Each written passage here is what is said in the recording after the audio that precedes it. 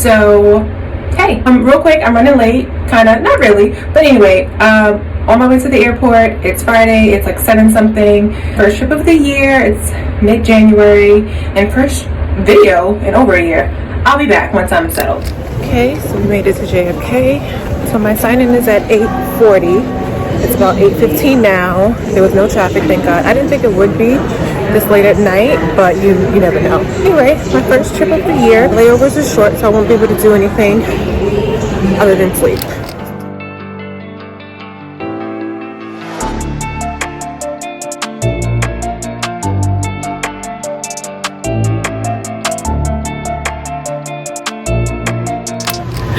I don't want to work. I mean, I want to work because I haven't been here forever and I feel like I had a good enough break. But I don't want to work 2 different layovers. I'm tired of them. I need one and done trips. Anyway, San Francisco and Raleigh Durham is where we're going, and they're both short, 10 hours and 11 hours. So I won't have time to do a thing. Place the deck around the infant's waist and secure the strap. Good morning. So it's obviously the next day. It's currently 10:02 in the morning. Pickup is going to be at 12:20, and I've been up for about an hour. Not because I wanted to, but I guess my body is still on East Coast time. Yesterday we went from JFK, San Francisco. The flight time was 5 hours and 30 minutes. It was brutal. It felt like we were on that aircraft for 40 days and 40 nights. It was way too much, which is why I don't typically like transcons. Transcons being where you go across the country from one side to the other side. Don't typically like those. Yes, they're excellent because one and done, right? But for this case, yesterday, not so much. It was out of JFK. If you may or may not know, I don't prefer to go out of JFK because it's further away from my house. So I tend to fly out of LaGuardia more. The only time I go to JFK is if I have a TO, which is a transoceanic, you're going international. But lately, my taste in flying, what I like to fly, has changed. So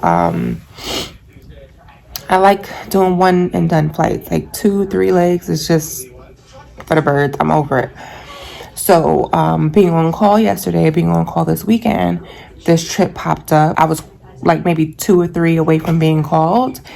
So I knew I had to preference something rather than being given something crazy or something that I didn't want. Even though there was a LaGuardia on the board, I preferenced this one because it made more sense as far as what I want to fly, what I prefer to fly these days. I don't need super long layovers. Domestically, I don't need anything too crazy.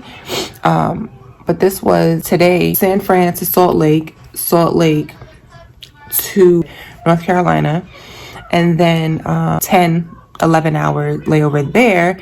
And then tomorrow we do North Carolina, Miami, and then Miami to JFK. Don't typically like working Miami flights, but North Carolina, JFK shouldn't be too terrible.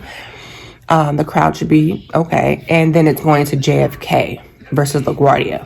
2 different crowds when you're talking about Miami. Miami to New York, that is. My flight lands around 7 tomorrow.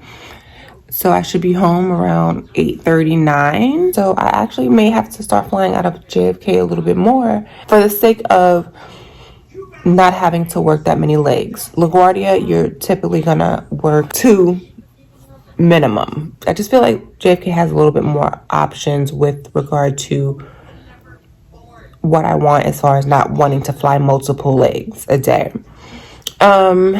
Anyway, but yeah, yesterday's flight was so long. OMG, it was 5 hours and 30 minutes. It felt like 12. It was crazy. Mainly because our load was so light. We had 40 people in the back, I want to say.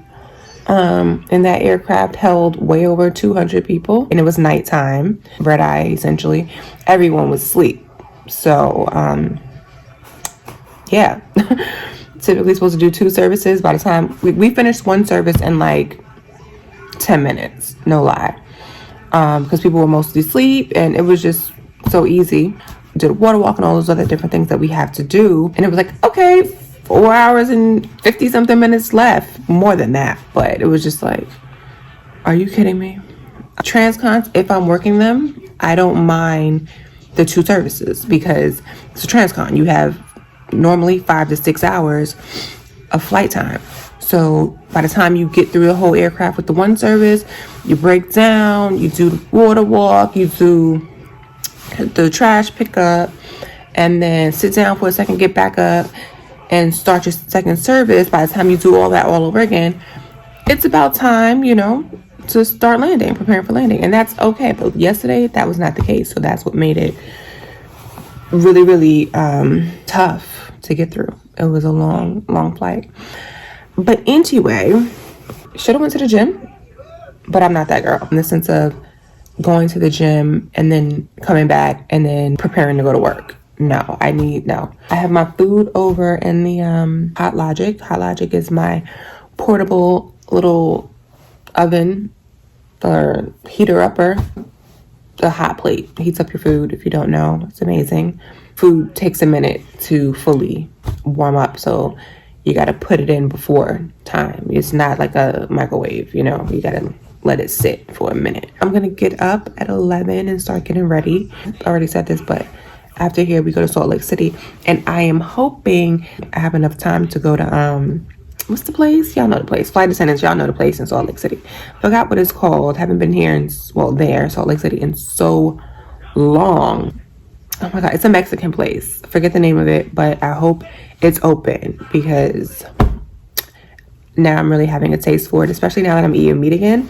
Sidebar, I'm eating meat again. I don't know if you knew that I didn't eat meat before, but I'm eating meat again now. And yeah, I really want like a steak tortilla or something. But anyway, yeah, so I'll be back later at some point.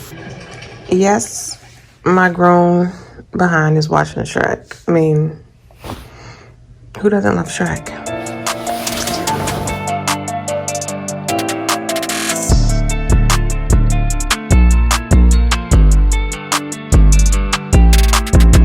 This is the view from the hotel. This hotel is massive. It's huge.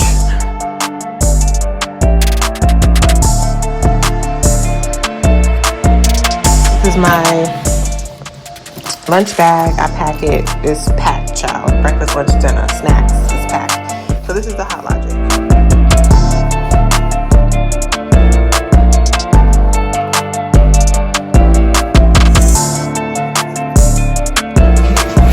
Take one of these. All right, so we're back. It is 12:10. I'm about to leave. Pickup time is 12:20. So get out of here. This is the longest walk to the elevator ever. This hotel is huge.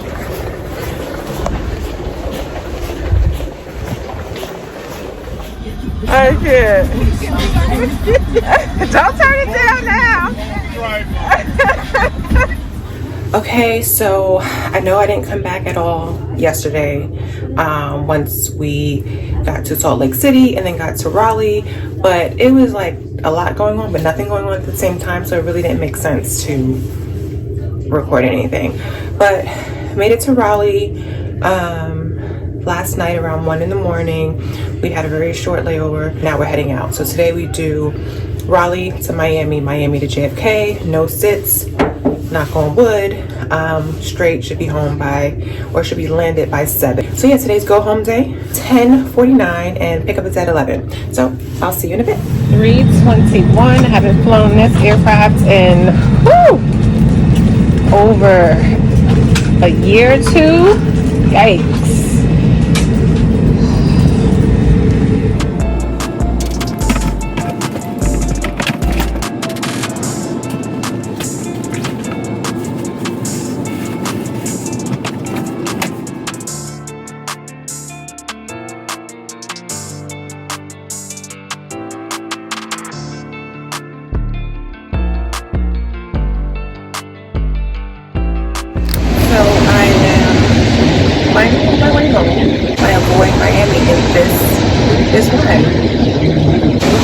leaving Miami, we're boarded up, the boarding doors closed. Another flight attendant comes to me and says, hey, go check out 26, whatever her seat number was.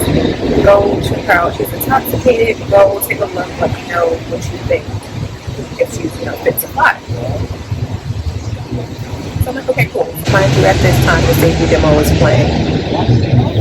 I go to just, check her out, try to have a conversation just to see, how intoxicated she is and what's going on. And she's dancing, she's rocking out, she's in her own world, she has her head down.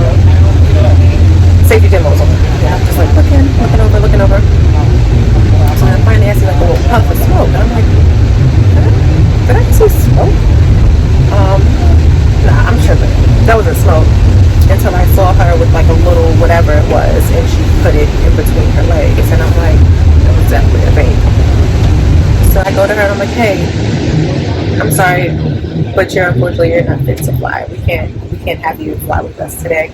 You're intoxicated and you cannot fly with us. And you are also vaping, and we cannot have that. I'm sorry, you have to go. So she's like, it's okay, I'm sorry. I won't do it again. I won't do it anymore. I can't get off this flight. I need to make this flight. I'm like, yeah, me too. We all do. But unfortunately, you will not be coming with us today.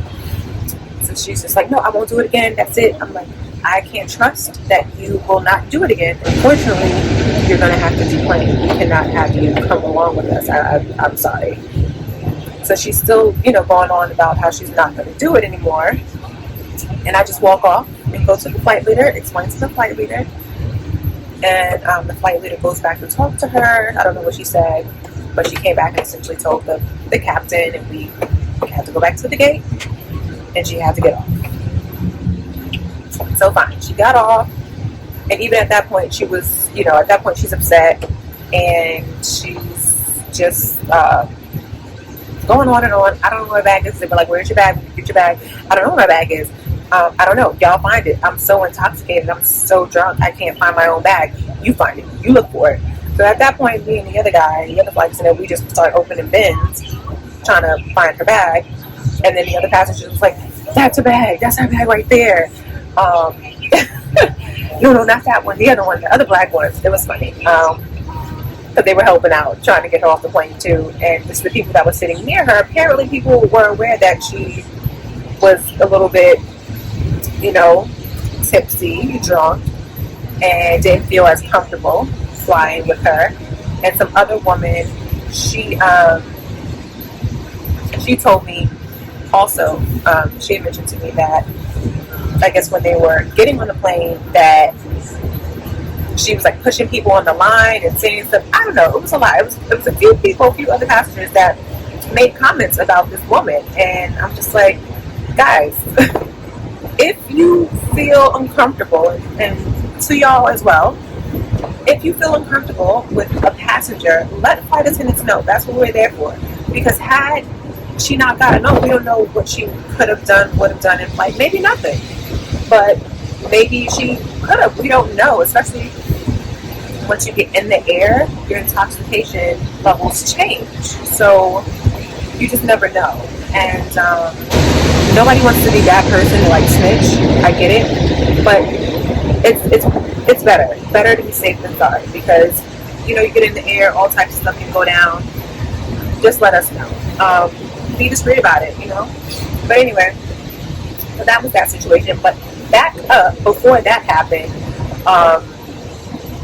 these two ladies got on the plane towards the end of boarding, frantic, in a rush, in a huff and puff. And where they were sitting, the bins were all closed and full. And they're like, the bins are closed, our bins are closed. We have nowhere to put our bag. And I'm like, go further back. There's bins open towards the back of the aircraft. Go further back. And they're like, no, but these are our bins are full. I'm like, well, ma'am, sorry, those are not your bins. I apologize, but we do have other bins open, available to you. So she's like, we missed priority boarding, we didn't hear it, and now our bins are full. I'm sorry that you missed the call for priority boarding. That has nothing to do with me. I apologize that you missed it, but these bins are now full. So she just kept going on and on about these bins being hers. I'm like, ma'am, these are not your bins. They're not reserved for you. The seat, you have a seat. You have an assigned seat. But the bins, yes, typically you would like them to be, above your your seat open, but it doesn't happen. I'm sorry. Use another man. Like, we were literally standing going back and forth. Like, I don't know what you want me to say or do right now. Are you expecting me to take other people's luggage out? I'm like, what? No, sit down. First was that, then the drunk lady. It was just a lot of like, this is why I don't work this flight. This is why I don't work Miami. What else? So that was that. Then we get to JFK. We land in JFK. We got in at like 6:50 something. Pull up to the gate. Takes forever for them to do all call. Once they do all call, we're sitting there. Nobody's moving. We're sitting there for 10-15 minutes before they say, hey, we can't, something's happening with the jet bridge. We can't align the jet bridge with the plane. Then finally, okay, boarding doors open, but nobody's moving. Nobody's moving. Another 10 minutes. Hey guys, sorry, unfortunately, we thought they had the jet bridge connected, but it's not moving. Something's not working. Whatever. I didn't get off that plane until 8:20 when we landed at 6:50. So that whole time, everybody's standing up, looking, waiting, trying to, people have connections. There's people with super tight connections, like 20-30 minutes. There's people with hour connection. This family from Barcelona, they had ample time to make it. They missed their flights. I felt so terrible because he was so nice. And like, he even asked me when he was in the air if he was going to make it, and I told him yes, which he should have. Couple from Denver, same thing, had ample time. They missed their flight because this jet bridge wasn't working. So yes, at a point, the captain, they were like getting the stairs. They were going to deplane us using stairs and a bus. So then they had everybody doing about face to the back of the aircraft, and people are now like staring dead in my face. They're like, okay, folks, the forward boarding door is now open. You can deplane towards the front. So everyone's looking at me like they're in headlights, and I'm like, go to the front of the aircraft now. Child, it was a lot. It was a day, and this is freaking why I do not work Miami, and I blame it all on Miami.